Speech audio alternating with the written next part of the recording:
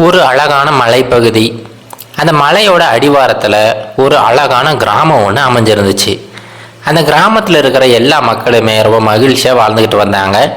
அந்த கிராமத்தில் ஒரு தச்ச வேலை செய்ய ஒரு மனிதருமே வாழ்ந்துக்கிட்டு வந்தார்.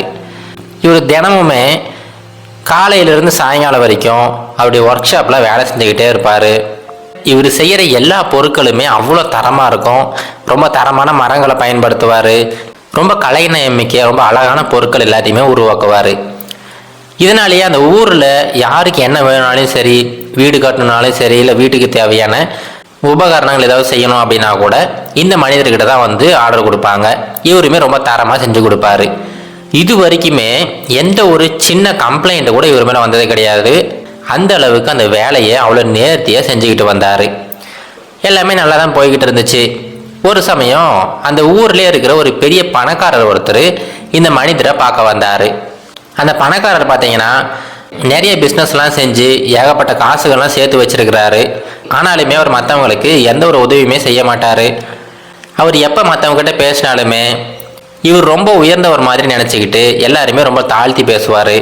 இதனாலேயே இந்த மனிதரை யாருக்குமே பிடிக்காது.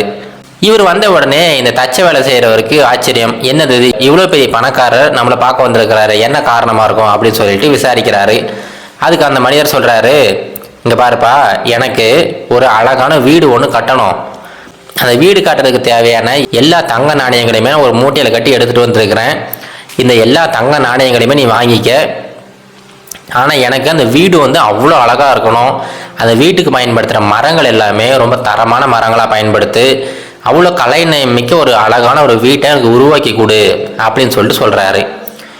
இப்போது இந்த மனிதர் என்ன சொல்கிறாருன்னா, இங்கே பாருப்பா, நான் வந்து வெளியில் போகிறேன், நிறைய நாடுகளுக்கு சுற்றி பார்க்கறதுக்காக போகிறேன். நான் போயிட்டு ரிட்டர்ன் வர்றதுக்கு கிட்டத்தட்ட 1 வருஷம் ஆகிடும். 1 வருஷம் கழித்து நான் வரும்போது நீ இந்த வீட்டை வந்து கட்டி முடிச்சிரு, நான் வந்த உடனே அந்த வீட்டை உங்கள்கிட்ட வந்து வாங்கிக்கிறேன் அப்படின்னு சொல்லிட்டு சொல்கிறாரு. இப்போது அந்த வீடு கட்டுறதுக்கான என்னென்ன தேவையோ எல்லா பணத்தையுமே இந்த தச்ச வேலை செய்கிற மனிதர்கிட்ட அந்த பணக்காரர் கொடுத்துட்டு அங்கேருந்து கிளம்பி போயிட்டாரு. இப்போது இந்த தச்சர் என்ன நினைக்கிறார் அப்படின்னா, இந்த பணக்காரர் எப்போவுமே ரொம்ப திமிராகவே இருப்பார், யாருக்குமே மரியாதை தரமாட்டார். இந்த மனிதருக்கு நம்ம வந்து ஒரு நல்ல வீடை உருவாக்கணுமா அப்படின்னு சொல்லிட்டு அவர் மனசுக்குள்ளார ஒரு யோசனை வருது. சரி பரவாயில்ல, இவர் வந்து வீடை உருவாக்க சொல்லிட்டாரு, அதுக்கான காசையுமே கொடுத்துட்டாரு, சரி கடமைக்காக ஒரு வீட்டை வந்து உருவாக்கி கொடுத்துருவோம் அப்படின்னு சொல்லிட்டு வீட்டு வேலைகளை ஸ்டார்ட் பண்ணுறாரு. இப்போது மற்ற எல்லாருக்குமே பொருட்கள் தயாரிக்கும் போது ரொம்ப தரமான மரங்களை தான் பயன்படுத்துவார். ஆனால் இந்த வீடு கட்டுறதுக்கு மட்டும் தரமே இல்லாத ரொம்ப குறைந்த விலையில் இருக்கிற எல்லா மரங்களையுமே வாங்கி கொஞ்சம் கொஞ்சமாக அந்த வீடை வந்து கட்ட ஆரம்பித்தார். வீட்டுக்கு உள்ளே பார்த்தீங்கன்னா எந்த ஒரு பொருளுமே சரியாக அவர் அமைக்கலை. அந்த மேஜைகள் ஆகட்டும், இல்லை நாற்காலிகள் ஆகட்டும், அந்த ஓரங்கள் கூட சரியாக வந்து இவர் தேய்க்காமல் அப்படியே விட்டு வச்சுருந்தார். அந்த வீட்டுக்கு சரியானபடி தூண்கள் அமைக்கலை. ஒரு 10 வருஷம் கூட அந்த வீடு தாங்கிறது ரொம்ப கஷ்டம். ஆனால் வெளியிலிருந்து பார்த்தா அந்த வீடு அவ்வளோ அழகாக தெரிகிற மாதிரி உருவாக்கிட்டார். வெளியிலேருந்து அழகாக தெரிகிற வீடு உள்ளுக்குள்ளே போய் பார்த்தா உள்ளுக்குள்ளே இருக்கிற எல்லா விஷயங்களுமே சரியாக அமைக்கலை. எப்போ வேணாலும் அந்த வீடு கீழே விழு அந்த நிலைமையில தான் அமைச்சு வச்சுருந்தார். அப்படியே நாட்கள் கடந்து போயிடுச்சு. 1 வருஷம் முடிஞ்சு போயிடுச்சு. இவர் எதிர்பார்த்தது போலவே அந்த பணக்காரர் எல்லா நாடுகளையுமே சுற்றிட்டு இந்த ஊருக்கு வந்து சேர்ந்தார். வந்துட்டு என்னப்பா வீடு ரெடி ஆகிடுச்சா அப்படின்னு சொல்லிட்டு கேட்குறாரு.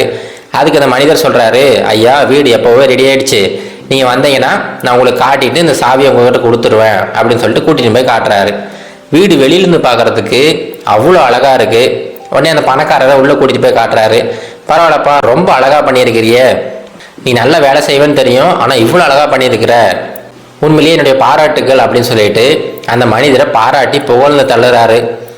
எல்லாம் பேசி முடிச்சதுக்கப்புறமா, என்னப்பா வேறு ஏதாவது எக்ஸ்ட்ரா ஏதாவது காசு தேவைப்படுதா அப்படின்னு சொல்லிட்டு அவர் கேட்குறாரு.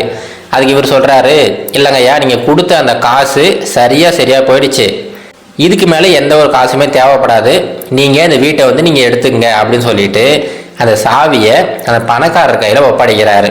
உடனே அந்த பணக்காரர் என்ன பண்ணுறாருன்னா, இங்கே பாருப்பா, நான் அந்த வீடை கட்ட சொன்னது எனக்காக கிடையாது, இந்த வீட்டை நான் உனக்காக தான் நான் கட்ட சொன்னேன். உன்னை பற்றி எனக்கு தெரியும், சின்ன வயசுலேருந்து நீ ரொம்ப கடினமாக உழைச்சிக்கிட்டு இருக்க, எல்லா மக்களுக்கும் தேவையான எல்லா பொருட்களுமே செஞ்சு கொடுக்குற, அதுவுமே எல்லா பொருளுமே ரொம்ப தரமாக இருக்குது, இது வரைக்குமே உன் மேலே சின்னதாக ஒரு கம்ப்ளைண்ட் கூட வந்தது கிடையாது, அந்த அளவுக்கு ரொம்ப நேர்த்தியாக வேலை செஞ்சுக்கிட்டு இருக்க, இவ்வளோ அழகாக வேலை செய்கிற ஒரு மனிதருக்கு என்னால் முடிஞ்ச ஒரு சின்ன அன்பளிப்பு தான் அந்த வீடு. நீ வீடு இல்லாமல் இருக்க, அது எனக்கு தெரியும். இவ்வளோ காலமாக இந்த கிராமத்து மக்களுக்காக நீ உழைச்சிருக்க, அந்த உழைப்புக்கு ஒரு சின்ன ஊதியமாக இந்த வீட்டை வச்சுக்க அப்படின்னு சொல்லிட்டு அந்த வீட்டு சாவியை மறுபடியும் இந்த தச்சர்கிட்டே கொடுத்துட்றாரு. இந்த விஷயத்தை தச்சர் எதிர்பார்க்கவே இல்லை. இவருக்கு ரொம்ப மன வருத்தம் ஆயிடுச்சு. என்னன்னா, அவருக்கு தானே வீடு அப்படிங்கிற நினப்பில் இவர் தரமே இல்லாத பொருட்கள்லாம் பயன்படுத்தி எந்த ஒரு வேலையுமே ஒழுங்காக செய்யாமல் வெளியிலேருந்து பார்த்தா மட்டும் அழகாக தெரியுற மாதிரி அப்படியே உருவாக்கி கொடுத்துட்டாரு. ஆனால் இப்போ நடந்ததே வேற. அதே வீடு இவர் கைக்கு வந்துடுச்சு. என்ன செய்யறதுனே தெரியல. அந்த இரவு ஃபுல்லாக அந்த வீட்டுக்குள்ளாரே உட்காந்து அந்த சுவத்தவே பார்த்துக்கிட்டு இருக்கிறாரு. அந்த சுவர் பார்க்கறதுக்கு வேணால் அவ்வளோ ஸ்ட்ராங்காக இருக்கிற மாதிரி தெரியலாம். ஆனால் இவருக்கு மட்டும்தான் தெரியும், அந்த சுவருக்கு உள்ளார பயன்படுத்தின அந்த மரங்கள் எதுவுமே தரமான மரங்கள் கிடையாது. சரியான இடத்துல தூண்கள் கூட அமைக்கவே இல்லை.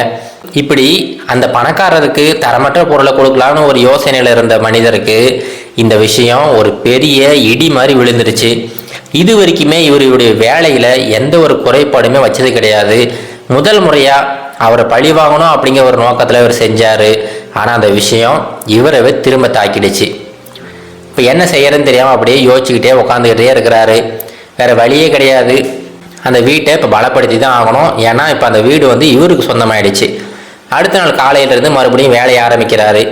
எந்தெந்த இடத்துலலாம் தரமற்ற பொருட்கள் போட்டாரோ அந்த பொருட்கள்லாம் ரிமூவ் பண்ணிவிட்டு மறுபடியும் புதுசாக பொருட்கள் போடுறாரு. எந்தெந்த இடத்துல தூண்கள் தேவையோ அந்த இடத்துலலாம் புதுசாக தூண்கள் அமைக்கிறாரு.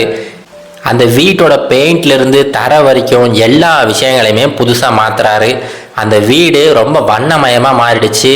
அந்த வில்லேஜில் இருக்கிற எல்லா மக்களுமே பரவாயில்லப்பா, ரொம்ப அருமையாக கட்டியிருக்க அப்படின்னு சொல்லிட்டு மறுபடியும் இவரை பாராட்டுற மாதிரி இவர் பண்ணிக்கிட்டாரு. அன்னையிலிருந்து அவர் ஒரு தீர்மானம் எடுத்துக்கிட்டாரு. எந்த மாதிரி சூழ்நிலை வந்தாலும் சரி, எப்படியாப்பட்ட மனிதர்கள் வந்தாலும் சரி, இவர் செய்கிற வேலையில் எக்காரணத்தை கொண்டுமே எந்த ஒரு குறைபாடுமே வைக்கக்கூடாது. அது தெரிஞ்சோ தெரியாமலோ கூட இந்த குறைகள் இருக்கவே கூடாது அப்படின்னு சொல்லிட்டு ஒரு முடிவு பண்ணுறாரு. அன்னையிலிருந்து எந்த மனிதர்கள் என்ன வேலை கொடுத்தாலுமே ரொம்ப தரமான பொருட்களை பயன்படுத்தி மட்டுமே அந்த வேலைகளை செஞ்சு கொடுக்குறாரு. இது போல தாங்க நம்மளுடைய வாழ்க்கையிலுமே இந்த தச்சர் போல தான். நாம் யாராவது ஒருத்தருக்கு ஏதாவது ஒரு கெடுதல் நினைக்கலாம். நம்ம யாராவது ஒருத்தருக்கு ஏதாவது கெடுதல் நினைச்சோம் அப்படின்னா கண்டிப்பாக அதை சுற்றி வளைச்சிக்கிட்டு மறுபடியும் நமக்கே சேரும்.